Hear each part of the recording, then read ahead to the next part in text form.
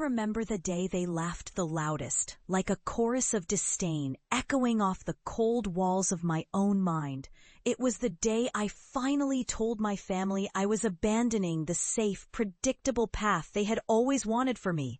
I was an outsider then, branded as a fool, a fraud, the crazy cartographer, chasing after submerged lands no one believed existed. They called me reckless, deluded, and worst of all, an embarrassment. My dreams? Ridiculous. My ambitions? Futile. I was told I'd never make it, that I was wasting my life on a fantasy, that I should just give up and get a real job. But I couldn't. Not anymore. I'd been ousted from the elite geographic society, dismissed for disputing borders everyone else accepted as gospel. The rejection burned deep, but it ignited something fierce within me. I knew I had to prove them wrong, not with words, but with undeniable evidence.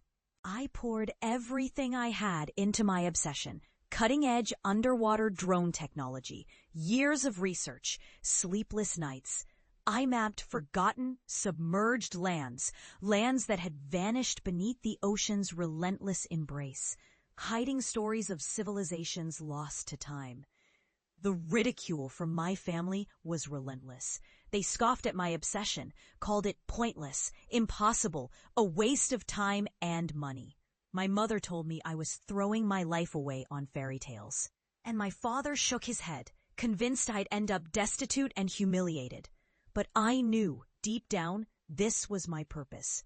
I saw the truth beneath the skeptics' sneers, and I refused to let their doubts define me.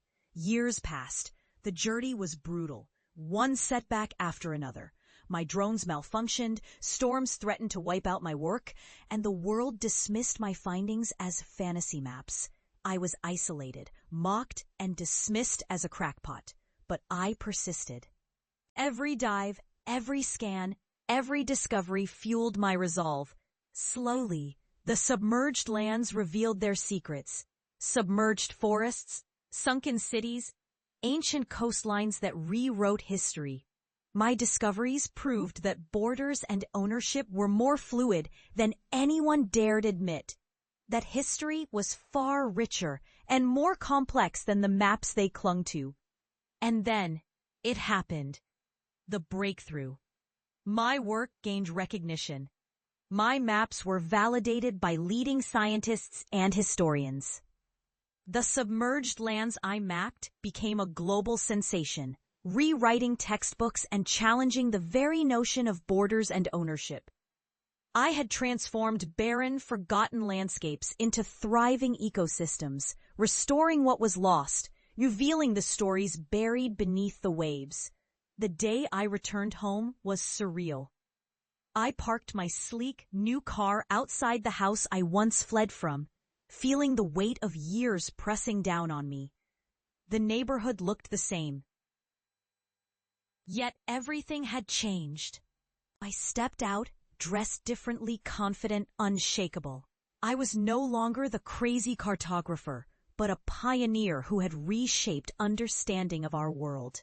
As I entered the house, I saw their faces, family members who once mocked, doubted, and dismissed me. My mother's eyes widened in disbelief. My father's jaw slackened.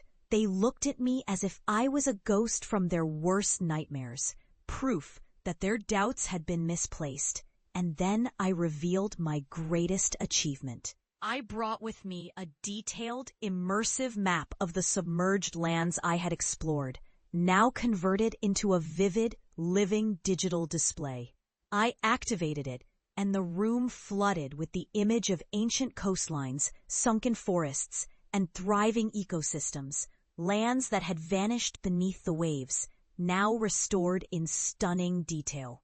Silence, then tears. My mother's hand trembled as she reached out, eyes filled with awe and remorse. My father looked away, unable to meet my gaze, perhaps realizing the pain they'd caused, the doubts they'd cast. For a moment, I let the silence stretch, feeling the weight of their judgment lift, replaced by something far more profound: understanding, respect, redemption. I looked at them and spoke softly but with unwavering conviction. I wasn't chasing a fantasy. I was searching for the truth, all of it, and I proved that even when the world dismisses you, your dreams can still reshape reality. I hope you see now that failure isn't the end, it's just the beginning of something greater. In that moment, I understood something fundamental.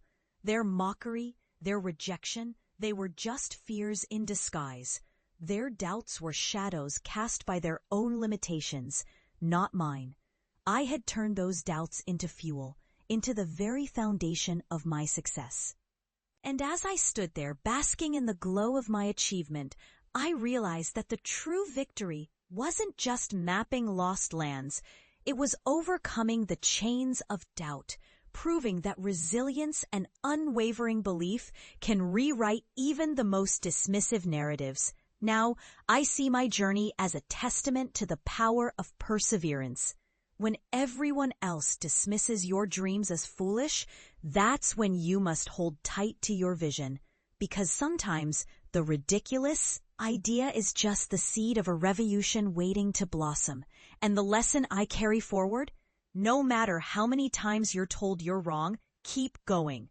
Because one day, the world might just witness what you've become and realize they were wrong all along.